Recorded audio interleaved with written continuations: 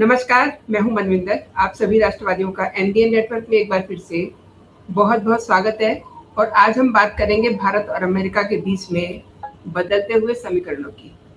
अमेरिकी senator Marco Rubio Bharat आए हुए हैं। उनकी मुलाकात भारत के संकट मोचन अजीत डोभाल और विदेश मंत्री एस जयशंकर से भी होती है। प्रेस के साथ भी उन्होंने मुलाकात की है। तो इस यात्रा के क्या मायने हैं? चीन और पाकिस्तान के लिए इसमें क्या मैसेजिंग छिपी हुई है? बंगाल के सीएम शुवेंदु अधिकारी ने तो मुलाकात से मना कर दिया। इस पर भी बात करेंगे। तो मेरे साथ जुड़ चुके हैं पुष्कर अवस्थी जी। पुष्कर दा, बहुत-बहुत स्वागत है आपका। नमस्कार। राम राम मनिंदर और सभी दर्शकों को, आपके जो दर्शक हैं उनको मेरा राम राम। राम राम। पुष्कर दा, अजीत डोभाल के साथ रूबियो की मुलाकात होती है और सुरक्षा और इंटेलिजेंस के नजरिए से आप कैसे देखते हैं? क्या क्वाड में इंडो पैसिफिक क्षेत्र में कोई बड़ा ऑपरेशन या कोई नीति आकार ले सकती है? इस पर बात करेंगे, लेकिन मैं आपसे ये समझना चाहती हूँ कि ये वहां से दिल्ली के बजाय कोलकाता में क्यों आते हैं? और देखिए, सबसे इंटरेस्टिंग क्या है, शुवेंदु जो अपने बंगाल के सीएम है, शुवेंदु अधिकारी, उन्होंने तो रूबियो से मिलने से मना कर दिया और ममता और रूबियो के बीच में सुना है बहुत कुछ पका है। भाई, डिप्लोमेसी में कई जो है आकार विचार होते हैं। अमेरिका का सेक्रेटरी ऑफ स्टेट, चाहे वो मार्को रूबियो हो या कोई भी हो, एक शक्तिशाली शख्सियत होता है और वो 4 दिन के लिए आता है भारत में। और ऐसे काल में आता है कि जब जो है ईरान और अमेरिका के बीच जो है बिल्कुल तनातनी चल रही है, जिसमें सेक्रेटरी ऑफ स्टेट बड़ी भूमिका रहती है। उसके बाद भी यहाँ पे आए, यहाँ आता है और सीधे दिल्ली न उतर के जी जी। कोलकाता उतरता है और सबसे पहले जाता है मिशनरीज, चैरिटी ऑफ मिशनरीज, वहां जाता है। और जो कि मदर टेरेसा का स्थापित एक एनजीओ है, चैरिटी हाउस है। चैरिटी हाउस क्या, बेसिकली गरीब गरबा को जो है मरने से पहले जो है उनको क्रिश्चियन कन्वर्ट करने वाली भूमिका में है। ये 1950 में स्थापित की गई थी। वहां जाते हैं। वहां जाना कोई बड़ी बात नहीं थी, क्योंकि जो है मार्को रूबियो के जो समर्थक हैं या जो रिपब्लिकन जो समर्थक रहे हैं, वो जो है रेडनेक्स हैं, जिनको रेडनेक कहा जाता है, जो क्रिश्चियन बेल्ट के हैं अमेरिका के, या कह सकते हैं कि रेडिकल क्रिश्चियन, जो इवांजेलिस्ट है। मतलब एक आप ईसाई हैं वो अलग होता है, और एक आप ऐसे ईसाई कि आप धर्म परिवर्तन में जो जिस तरीके से मुल्ला मौलवी इस्लाम में आपको दिखते हैं, उसी तरीके से ये लोग भी, लेकिन ये सफेद पोश है। वहां जाते हैं तो कान तो सबके कड़के थे, क्योंकि जो है ये कलकत्ता उनकी यात्रा जो थी पहले से तय थी जी। मार्को रूबियो, क्योंकि 4 मई के बाद जो है पूरा पासा पलट गया। जिससे मिलने आए थे जी जी। वही नहीं था, और ये उनके लिए बड़ा जो है ये कह सकते हैं कि उनके लिए बड़ी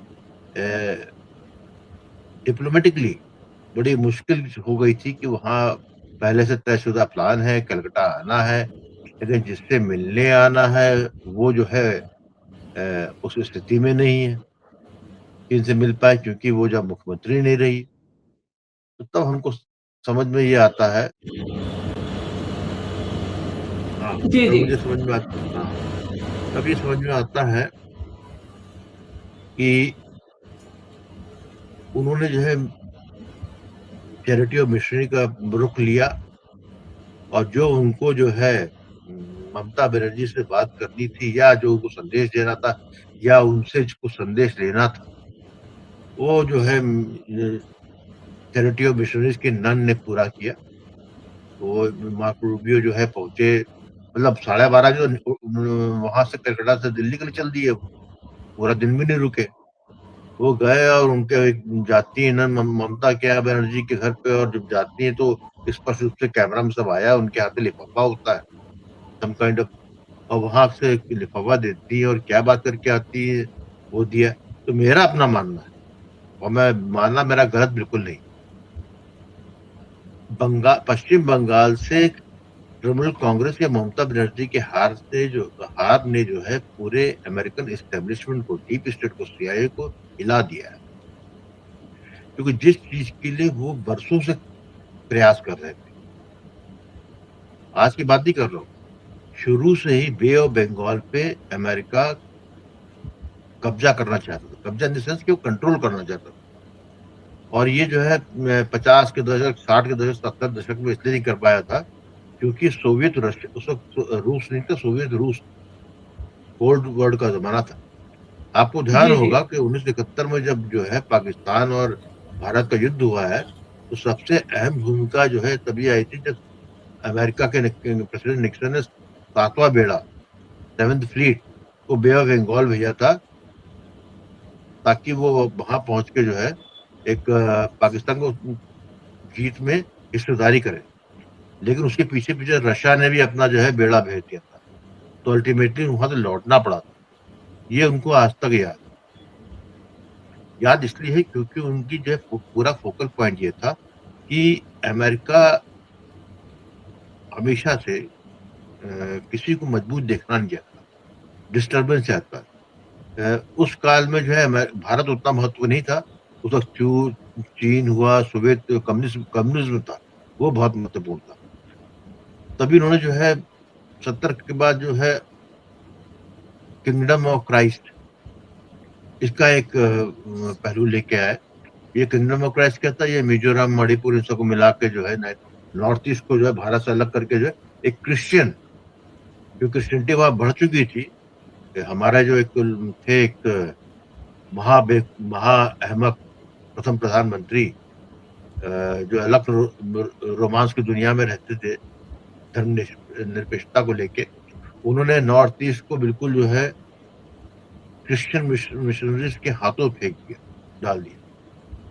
मतलब वहां के जो हमारे थे भारतीय ट्राइबल्स थे, उनको जो है पूरा जो है भेड़ियों के सामने जो है फेंक दिया, और रोक लगा दी गई भारत के संत साधुओं को उस क्षेत्र में जाने से। तो ये था कि क्रिश्चियन, ये मिजोरम में इतनी ज्यादा उनकी थी कि किंगडम ऑफ क्राइस्ट हम बना लेंगे, वो कालांतर में सफल नहीं हो पाया। क्रिश्चियनिटी बढ़ी, नो डाउट। उसके बाद आपने तुमने देखा होगा कि जब जो है उन्होंने फिर बहुत नहीं हुआ तो उन्होंने जो है बांग्लादेश में एक, जिसे ऑरेंज रेवोल्यूशन के, कलर रेवोल्यूशन कहते हैं, वो चालू करना किया, और उसमें शेख हसीना को वहां से भागना पड़ा। यूजली किसी भी इस्लामिक राष्ट्र में यदि कुछ इस तरह का कुछ सत्ता परिवर्तन होता है तो पहला कर्तव्य उनका ये होता है कि जो वहां राष्ट्राध्यक्ष है उसकी हत्या। भारत ने वो नहीं होने दी, भारत उनको सफलतापूर्ण निकाल लेगा। इसका मतलब ये था कि भारत के वहां मजबूत कदम थे। उसके जब हुआ तो यूनुस को बैठाया गया, यूनुस के आते ही आते चालू कर दिया 7 ग्रेटर बांग्लादेश और ये वहाँ 7 स्टेट और सबको लेके जो है बनाने की बात कर दी। लेकिन बेसिकली काम क्या था, अच्छा सॉरी, यहाँ पे ये भी याद रखना पड़ेगा कि शेख हसीना ने वहां से आने के बाद ये कहा था कि अमेरिकन ने एक भाग, चटगांव वाला भाग जो है मांगा था बांग्लादेश का, ताकि वो एक ईसाई राष्ट्र बनाना चाहते हैं जिसमें कि पार्ट ऑफ म्यांमार का नॉर्थ का, और part of Bangladesh, part of Bharat का, जिसमें शेख हसीना तैयार नहीं हुई, तभी उनको जो है हटाया गया। ये पूरी मैं भूमिका इसलिए बना रहा हूँ मार्क रूबियो की, कि मार्क रूबियो क्यों वहां आए थे। ये सब हमने देख लिया, यूनुस को बनाया, यूनुस को वो राष्ट्रपति बनाना चाहते थे लेकिन नहीं हो पाया। यूज क्या क्या था उस आंदोलन जो शेख हसीना को हटाने में यूज हुआ, उसमें जमात का बड़ा हाथ। जमात क्या है? जमात जो है वो का है जो कि रेडिकल इस्लाम की है, जहाँ पे इस्लाम करती है, और सीआईए या अमेरिका ऐसे लोगों से बहुत प्यार करती है जो रेडिकल इस्लामिस्ट हैं। दुनिया भर में जितने भी रेडिकल इस्लामिस्ट हैं उसको अमेरिका ने ही फीड किया, क्योंकि वो जो है इसका यूज करते हैं, और जब उनकी उपयोगिता खत्म हो जाती है या उनके उद्देश्य पूरे हो जाते हैं तो उनको लगता है उन्हें कंट्रोल कर लेंगे। अब समझ में आता जी है कि ग्रेटर बांग्लादेश एक बहुत reality, it was not a joke. हम लोग शुरू में समझ रहे थे कि कुकी लैंड वॉज कह रहे थे आई वॉश, बेसिकली जो है डिजाइन था जमात के जरिए जो है यहाँ, क्योंकि ये बाद में भारत में इसका बाद में खुलासा हुआ कि शेख हसीना के पीरियड से ही बांग्लादेश से इंटेल मिल चुका था भारत को कि जो वहाँ आंदोलन हो रहा है, जो कुछ हो रहा है, उसकी फंडिंग जो है वो पश्चिम बंगाल से हो रही है। तो यदि आप डॉट्स कंप्लीट करेंगे तो इसका अर्थ ये हुआ कि ममता बनर्जी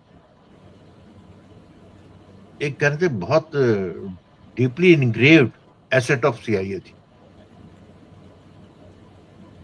देखिए क्योंकि कैसी कैसी जमात चीजें क्योंकि अब सामने आ रही हैं पुष्कर दा, क्योंकि अ, शुभेंदु अधिकारी नहीं मिलते हैं। एंड आपको क्या लगता है कि जो एक लिफाफा दिया गया है उसमें जो खत रखा हुआ था, क्या वो मजबूर पढ़ लिया था शुभेंदु अधिकारी ने? नहीं, मुझे तो समझ में ये आता है कि मार्क रूबियो वहां पर ये देखने आए थे कि कितना डिस्ट्रक्शन हुआ इतने सालों से। देखिए, मार्क रूबियो 14 साल बाद आए हैं। हिलरी क्लिंटन आई थी 2012 में कोलकाता, 2012 में। 2011 में ममता आई। 2011 से पहले वामपंथी थे 33 साल। जी और जब वामपंथी थे, सबको मालूम है, जब तक सोवियत रशिया धराशायी नहीं हुआ था तब तक कलकत्ता जो है सोवियत रशिया या केजीबी का मेन स्टेशन था। तो ये जो है पहली अपॉर्चुनिटी मिली थी अमेरिका को बे ऑफ बंगाल में कब्जा करने की, जब ममता बनर्जी आई। ममता हिलरी क्लिंटन वहां पे आई थी। अब 14 साल में इसलिए आना पड़ रहा है कि एक बहुत तगड़ा एक परिवर्तन हो चुका है, जो कि देखिए कुछ डिप्लोमेसी में या कोवर्ट में जब आप कोई चीज लेकर चलते हैं तो 100% हर चीज को सक्सेसफुल नहीं हो पाती। लेकिन उनको शौक लगा, उनको उम्मीद यही थी कि 4 मई को जब चुनाव के परिणाम आएंगे उसमें स्पष्ट हो जाएगा कि ममता बनर्जी जीत गई हैं। तब जो है secretary of state of America आएगा, वो चीफ मिनिस्टर बंगाल से मिलेगा और उसके सामने जो है वो एक बयान देगा, she is the strongest person, she is the strongest chief minister. मतलब they will dump Kejriwal, Rahul Gandhi, everyone. ये एक मतलब they are spent for Mamata Banerjee को रिप्लेसमेंट ऑफ नरेंद्र मोदी के रूप में। जनता मांगने न माने, लेकिन जब वो बोलेगा तो उसके साथ जो है writer, wall street journal, Washington post, New York times, जितने गार्जियन, जितने उनके मीडिया के हाउसेस, वो जो है एम्पलीफाई करेंगे पूरी दुनिया में। जो दुनिया में जिस ममता बनर्जी को कोई नहीं जानता होगा, जो उसको पता लग जाएगा कि अमेरिका के सेक्रेटरी ऑफ स्टेट बता रहा है कि she is the crown in the jewel of America और she is the next powerhouse. तो ये एक बड़ी महत्वपूर्ण बात थी। इसीलिए जो उसका हारना, वो बुरी तरीके से हारना। तो द होल सिस्टम, क्योंकि दिक्कत ये थी ना, ममता बनर्जी अपने लिए नहीं कमा रही थी। ठीक है, उसके पूरा नेटवर्क कमाने का बना रखा था 15 साल से, हर जगह से कमा रही थी। मतलब चाहे सरकारी स्कीम हो, केंद्रीय स्कीम हो, या जनता जनार्दन से, मतलब हर लेवल पे एक सिस्टम था। तो उसमें जो उसमें कमा रहे तो वो अपना कट तो रखते थे, लेकिन वो पैसा कहीं जा रहा था। वो पैसा जा रहा था जमात को स्ट्रेंथन करने में। बांग्लादेश में जमात को खड़ा करने में जो है पश्चिम बंगाल के पैसे का बड़ा उपयोग है। और जिस तरीके से सीआईए काम करती है कि इन सब मामलों में ड्रग, प्रोस्टिट्यूशन, इस तरह के कामों का जो पैसा कमाती है, वो जो है ब्लैक ऑपरेशन में यूज करती है। तो बेसिकली जो है पश्चिम बंगाल जमात इस्लामी का एक सेफ हेवन था। सेफ हेवन के साथ साथ जो है उनको, जो उनका एक ड्रीम है गजवा हिंद का, या भारत को इस्लामिक राष्ट्र बनाने का, उसके लिए डेमोग्राफी चेंज कराने में, वहां पर उनके वोटर आधार सब बनाने, एक मशीन थी पश्चिम बंगाल। और जो भारत सरकार से जो नोचते थे, उसका एक हिस्सा ज्यादा था बांग्लादेश में, ताकि जो है ग्रेटर बांग्लादेश बने। और ये बाद में मुझे फोनी लगती है कि जब ये कहते हैं कि वो बताया गया कि वो ममता बनर्जी जो है प्रधानमंत्री बन जाएंगी और यूनुस वो नहीं, it is not that. Yunus से पहले भी प्रोग्राम यही था। यूनुस तो इमेटीरियल था। हाँ, भारत में मेन एसेट सीआईए का है, या कह लीजिए, या उनका जो ग्रेटर प्लान था, क्योंकि भारत जिस दिशा में जा चुका, जिस तरीके से पब्लिकली अमेरिका के इंटरेस्ट के खिलाफ नहीं, उन इंटरेस्ट के खिलाफ जिसमें भारत का हित होता हो, वहां खड़ा हुआ, तो उनके लिए बहुत जरूरी था। और वो बराबर जो है, देखिए 2014 से बराबर वो हर घोड़े पे जिनको लगता है कि डर्बी रेस का घोड़ा है, उस पर पैसा लगाते रहे। ये उनका दुर्भाग्य था कि कुछ गधे निकले, कुछ खच्चर निकले, नाम क्या लूं, लेकिन जो भी विपक्षी दल है, सबको जो है पैसा चाहिए होता है अपने ग्लोरिफिकेशन के लिए, अपने पार्टी में इन्वेस्ट करने के लिए, इलेक्शन लड़ने के लिए। वो पैसा लेते हैं, ठीक है। वो जिससे पैसा लगते हैं वो तो वाले मिस्टर डब्लू है, लेकिन वो डब्लू के पास पैसा एक्स से आया कि जेड से आया, ये उसको पता नहीं लगता। लेकिन जब एक बार पैसा ले लेते हैं, तब मिस्टर जेड सामने आ जाता है। तब आप भारत के संग जो है द्रोह करना चाहे ना हो, आप देशद्रोही बनी जाते। तो यही जो है कमावेश जो है सारे विपक्ष का हाल है, और यही हुआ है। इसीलिए उन्होंने जो है सब जगह लगा चुके थे, थक चुके थे। और एक चीज और भी कहेंगे, मेरा जितना अनुभव है, मतलब मेरा अनुभव 70 के दशक से है, मैंने इतना वाहियात तरीके से अमेरिका या अमेरिकन डीप स्टेट को डील करते हुए नहीं देखा अपनी समस्याओं को। ये बहुत महीन खेलते हैं, लॉन्ग टर्म करते हैं, सब कुछ है। लेकिन जिस तरीके से मार्क रिव्यू चेंज कर सकते थे प्रोग्राम, या चीजें जो है वहां गए थे और ये दिखाने के लिए कि अच्छा उसके चैरिटी और मिशनरी में गए हैं आप, और उसके साथ में आपके जो सारे वेस्टर्न मीडिया या अमेरिकन मीडिया है, वो बताने लगा हमको कि अरे कोई खास बात नहीं है। कैलकाटा में जो 1792 में जब जॉर्ज वॉशिंगटन थे प्रेसिडेंट, तब कॉन्सुलेट खोला था, because at the time 40% of export जो होता था वो कैलकाटा से होता था। अमेरिका मतलब इंडिया वॉज समथिंग 1792। अब आपको ये याद आ रहा है, बता रहे हैं हमको। अरे भाई, 1950 से आपका चैरिटी और मिशनरी है, ये बहुत डॉक्यूमेंटेड है, कई डॉक्यूमेंट्री बन चुकी है पब्लिक प्लेटफॉर्म पे, कि mother Teresa was CIA project, जिसका जो मतलब 1950 से लेके मैं समझता हूँ कि हाँ यस 1950 से लेकर 1990 तक करीब 60,000 स्केल्टन, 6 लाख स्केल्टन विदेश गए कलकत्ता। मतलब Calcutta was the biggest supplier for labs and medical colleges to supply skeleton, human skeleton, और 15,000 बच्चों की। उसमें काफी मुझे याद है वो काल 80-90 का दशक, उसमें बड़ी कंट्रोवर्सी हुई थी, उसमें खुलासा हुआ, लेकिन कभी तह तक नहीं पहुंचा कि अल्टीमेटली वो कौन थे और कहां से गए। यही तो बात आती है। मार्क रिव्यू इसलिए भी आया है कि 31 दिसंबर 2026 को एफसीआरए जो है वो उसका लैप्स कर रहा है। वो जो है वो कहना चाहिए कि अपना प्रोटेस्ट करने आया है, ये भारत को धमकाने आया है, जो भी करीजिए उसको, क्योंकि वो जो है यदि एक और अच्छा एक खास बात ये है कि अमेरिका में रिपब्लिकन उनके जो सेनेटर है वो बकायदा अखबार में लिखने लगे कि इंडिया जो है बिल्कुल जो है not taking care of minority, और बड़ा ये माइनॉरिटीज के अधिकारों का हनन है कि विदेश से पैसा वो रोक रहा है। तो ये बेसिकली जो है सिंपल गेम नहीं है।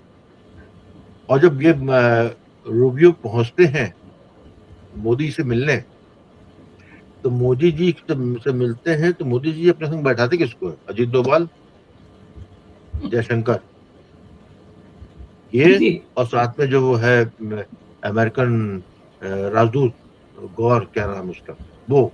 जी इसका मतलब ये, जो प्रधानमंत्री से जब उनकी मुलाकात हुई है तो एवरीथिंग वाज डिस्कस। पब्लिकली क्या बोलते हैं वो अलग कहानी है। इसका मतलब है कि भारत ने कहा कि आई नो कि हम where your interest are hit, लेकिन उससे भारत का इंटरेस्ट हिट होता है, और आपको जो कुछ करना है आप कर लीजिए, भारत वो वोंट budge।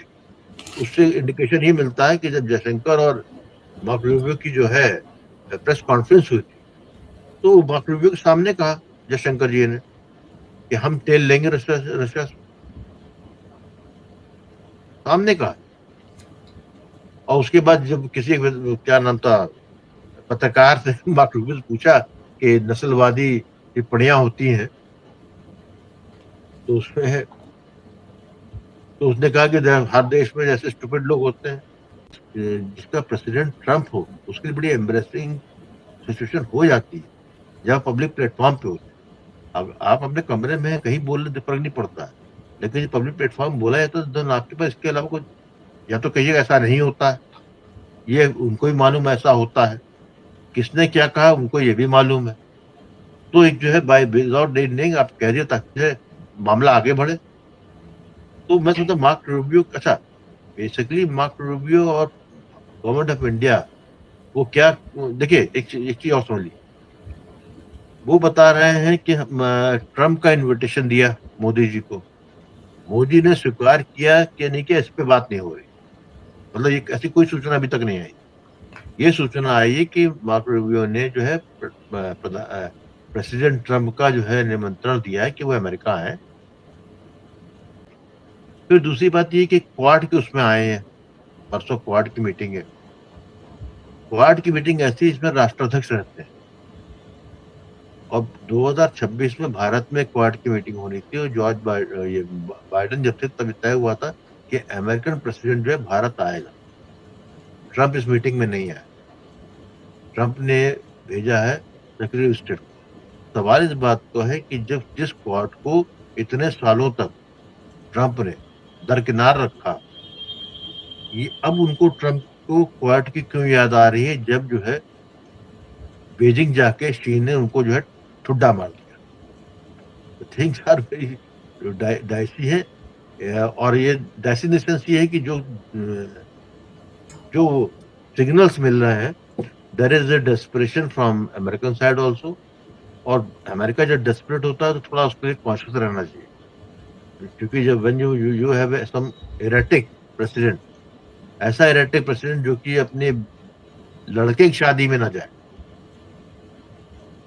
और कहे कि बड़ा काम है ईरान, तो मुझे लगता है कि there is something fishy, not fishy but disturbing also. तो मार्क रूबियो की बेसिक यात्रा यही है कि ट्रम्प की इज्जत बचाना, सीआईए की जो है कि कितना डिसमेंटल हो गया, कितने स्लीपर सेल अभी बचे हैं कि नहीं है, जमात से जो कनेक्शन थे वो क्या हारने के बाद पूरा डिस्ट्रॉय हो रहे हैं। और जिस तरीके से शुभेंदु अधिकारी वहां पर काम कर रहे हैं, निश्चित रूप से वो तो कर ही रहे हैं, बिल के पीछे पूरा 100% गृह मंत्री अमित शाह बिल्कुल। के निर्देश पे, या नॉट निर्देश तो नहीं, निर्देशन पे, और उनके आशीर्वाद से और प्रधानमंत्री के आशीर्वाद से वो कर रहे हैं। तो उससे जो है एक पूरा जो है दशकों से पाला हुआ सपना, वो जो है अमेरिका को धराशायी होता हुआ दिख रहा है, जिसको वो सार्वजनिक रूप से स्वीकार नहीं कर सकता, पब्लिकली नहीं कह सकता कि हमने क्या। वो तो ग्रेटर बांग्लादेश का नाम ही नहीं लेता, लेकिन जितने सामने सबूत दिख रहे हैं, तो उसमें तो साफ लग रहा है कि जो है कहानी जो है ये है कि जो सपना था वो बिखर गया। वो केवल सपने में जी टूटने के बाद क्या क्या बचा है, क्या उसको हम, जैसे होता नहीं कि टूट जाता तो फिर माला टूट बिल्कुल। जाती तो मोती बचा कि हीरा बचा, वही चक्कर है उसके अंदर। और आपने बिल्कुल सही कहा और बहुत बड़ी बात की है पुष्कर दा आपने, कि जो ग्रेटर बांग्लादेश का ये सपना देख रहे थे, वो सपना चकनाचूर हो गया है। और यही वो देखने आए हुए हैं कि आखिर इसके पीछे कौन है, और जिसको वो देखना चाह रहे थे वो उनसे मिले ही नहीं। उसके बाद आपने इतने महत्वपूर्ण विषय पे आपने मेरे दर्शकों को जानकारी दी, मेरे लिए आपने समय निकाला, मेरे दर्शकों के लिए समय निकाला, आपका बहुत बहुत धन्यवाद। जय हिंद, जय भारत। राम राम। राम राम।